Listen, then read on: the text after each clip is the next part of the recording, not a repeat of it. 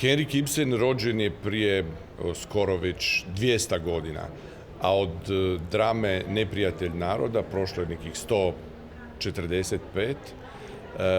Znači, pitanje je što nam danas ovakav autor i ovakav komad, mogu reći, u suvremenom svijetu, koji se mijenja iz dana u dan, da ne govorimo o mjesecima, godinama.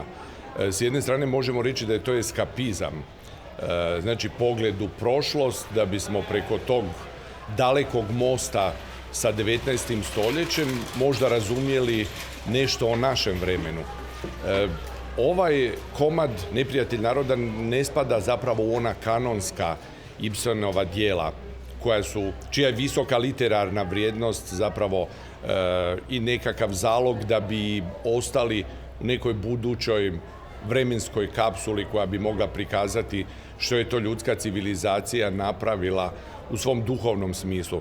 Ali Neprijatelj naroda je možda začetnik jednog potpuno novog teatra koji je izvan natruha psihološkog realizma i zapravo naturalizma uveo prije svega jednu vrstu društvene angažiranosti, propitivanja morala, i to je ono što ga čini aktualnim.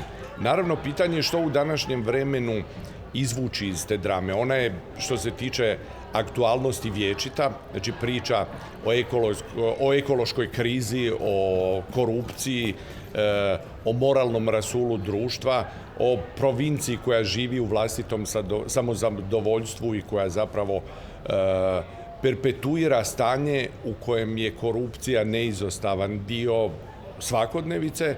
Mislim da u teatru danas prije svega tražimo neku vrstu uzbuđenja.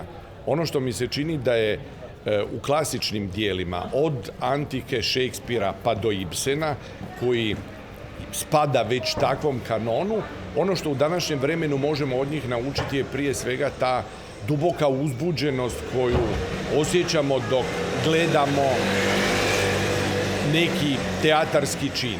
I to je bio razlog, između ostalog, zašto sam odabrao ovaj komad, a drugi je i to što sam posljednjih možda 10 godina se intenzivno bavio norveškom literaturom, norveškim teatrom, Bjørnebyen, Knausgårdom, Harstadom, i čini mi se da je bio trenutak da se vratim izvoru, korijenima te vrste senzibilnosti, te vrste pisanja, i odluka je pala Ibsen.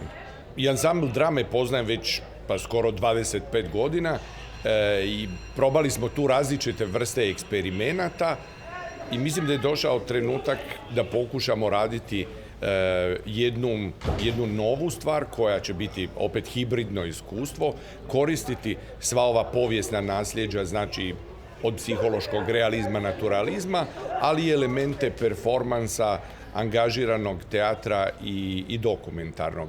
Taj ansambl, a vi koji ovo gledate i slušate, znate i sami, ima najbolju glumačku postavu i mislim da će ona fenomenalno odgovoriti na Ibsenove izazove.